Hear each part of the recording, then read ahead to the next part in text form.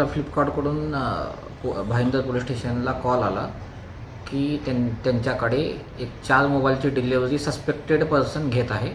ते माहिती मिळताच आमच्या भाईंदर पोलीस स्टेशनची टीम घटनास्थळी पोहोचली. त्यानंतर लगेच थोड्या वेळाने तिथे एक 8 मोबाईलची डिलिव्हरी आली होती. तेही जो सस्पेक्टेड पर्सन होता तो डिलिव्हरी घेणार होता.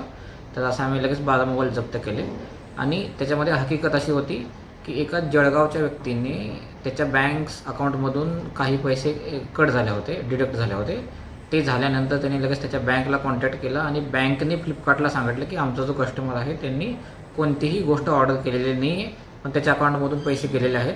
तेव्हा त्यांनी फ्लिपकार्टने ती ऑर्डर थांबवली.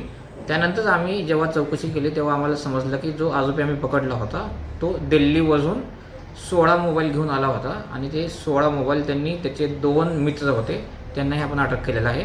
त्यांना विकण्यासाठी दिले होते आणि ह्याच्यामध्ये ह्यांचं एक रॅकेट ऑपरेट करत होतं आणि ह्याच्यामधून आपण टोटल 28 मोबाईल आणि 4 लाख कॅश असा जप्त केलेला आहे.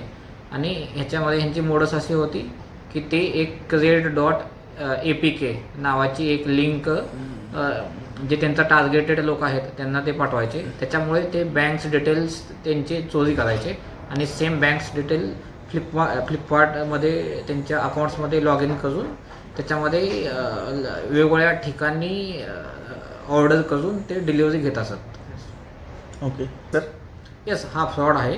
ह्याच्यामध्ये ज्याच्या अकाउंटमधून पैसे जातात त्याला ह्याच्याबद्दल काही कल्पना नसते, पण ते जे बँकचे जे क्रेडेन्शियल आहेत त्याचा थेफ्ट करून हे लोक फ्लिपकार्टवरून ऑर्डर करत होते. आणि आमचा पुढील तपास चालू आहे आणि ह्याच्यामध्ये जे मेन आरोपी आहेत त्यांचे आम्हाला नाव निष्पन्न झाले आहेत.